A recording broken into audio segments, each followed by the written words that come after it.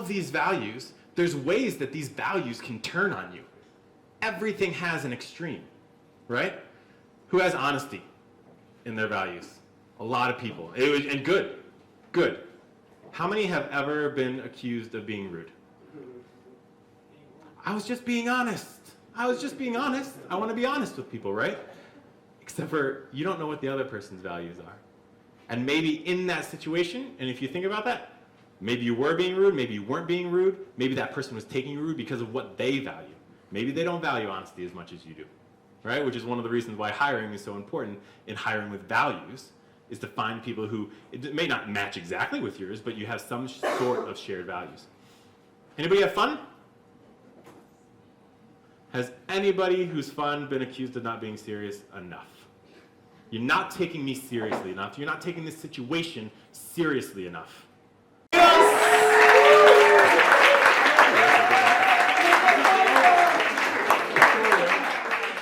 All right, so. What's my car? That was my car. It was all of our cars.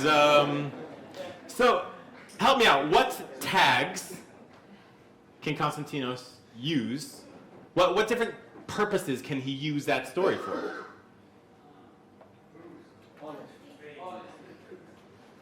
Honesty. Do we have one of these that's good? Is that one better? Thank you very much. All right, perfect. All right, honesty. Responsibility. Thank you. Yeah. Booze. Ethics. Bravery. Absolutely. Doing the right thing, right? Tell me, hey, stand up, tell me what your values were, Konstantinos, if you don't mind. Ethics. It was something like that, but there's also a lot of, this is being, this is being very, very lucky also.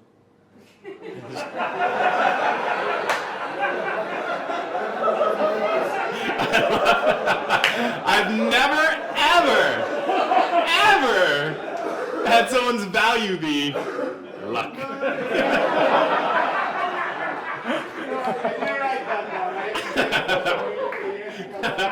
All right, well, my grandma always said, luck is when opportunity meets preparation. Okay.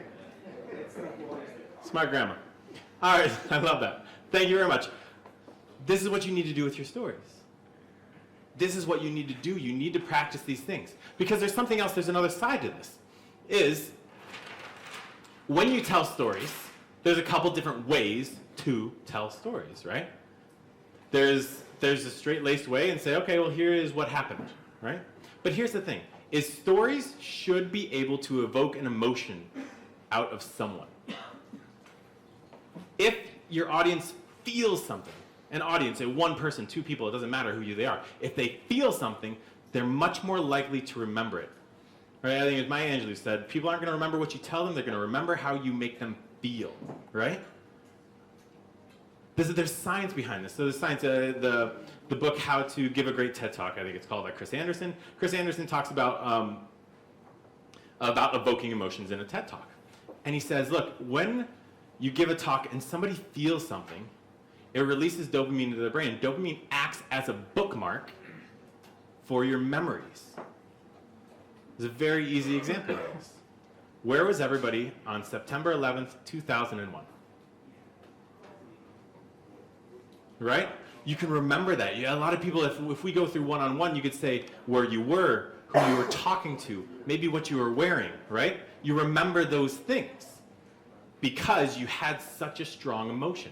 It could also go into a child being born, a death in the family, a tragedy, whatever that is, right? Warren Rustand, when he gets up to talk, he'll make you feel things. That man cries every single talk. And every single time I tear up when he tears up, right? And I remember lines. People remember lines from his talk. How often, after your training program goes on, do you regularly test your staff on the information you know that they need to have? Right? How often do you test yourselves? How often are you open to your staff testing you?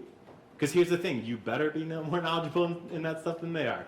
Not all of it. We hire people who, you're not going to get every finance question, every marketing question everywhere. But on the core values, on that stuff, if you don't know it inside and out, your staff won't know it inside and out. Does anybody believe that that they should lead by example? Does anybody believe that they shouldn't lead by example? Here's the thing. I used to do a lot of interviews for jobs, and I would have a lot of people come in. I would say, what is your leadership style? And they say, I lead by example. You lead by example. You lead by example. All right. So my little beautiful daughter, who's 5 years old, we were sitting there at the dinner table, and her sister spilled her water, and this water went down and went on the 5-year-old's lap, and she's like, Alex, what the hell? I'm like, Emmeline, you can't say what the hell.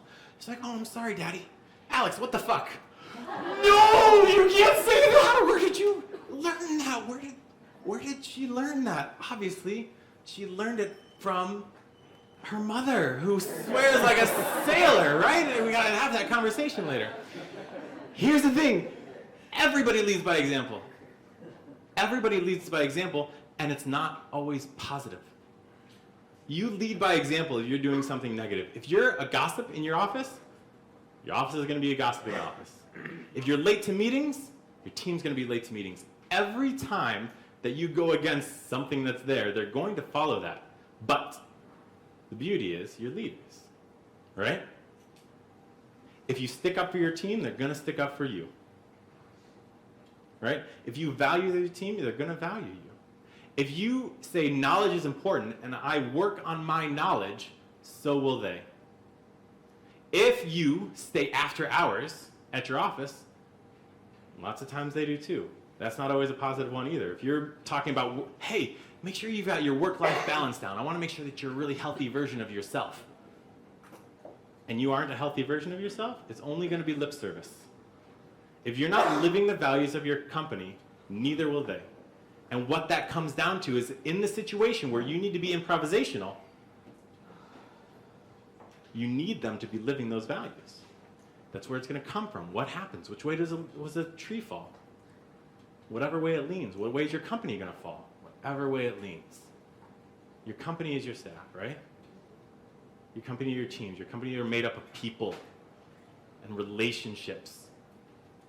And if you can make them feel like part of the team, if you can make them feel those values, if you can make them feel like you're the leader that you want to be, they're going to follow you.